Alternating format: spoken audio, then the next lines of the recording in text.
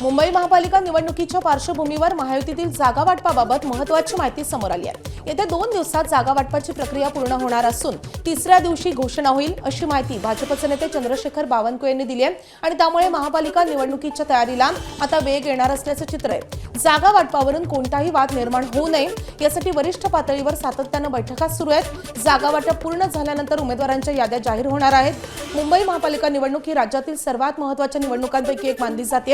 या निवडणुकीत भाजप, शिवसेना, राष्ट्रवादी काँग्रेस यांच्यासारख्या महायुतीतील पक्षांचं लक्ष केंद्रित झालंय। महायुतीचे संकेत आम्ही दिले आहेत।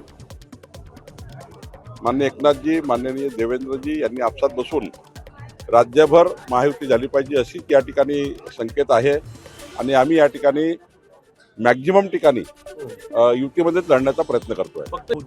3 दिवसामध्ये आमचा निर्णय होईल। मुंबईचाही होईल, महाराष्ट्राचा होईल, परभणीचाही होईल। 3 दिवसाच्या वर लागणार नाही। दुसरीकडे मीरा भाईंदरमध्ये उपमुख्यमंत्री शिंदे आणि आशिष शेलारांची भेट झाली। या भेटीमध्ये मुंबई महापालिकेतल्या युती संदर्भात चर्चा झाल्याची माहिती आहे। त्याआधी शेलार आणि सुनील तटकरेंमध्ये बैठक झाली होती आणि त्यानंतर ही भेट झाली। दरम्यान गेल्या काही दिवसात रखडलेल्या युतीच्या चर्चा पुन्हा सुरू झाल्यात आणि त्यासाठीच या भेटीगाठी सुरू असल्याची चर्चा आहे।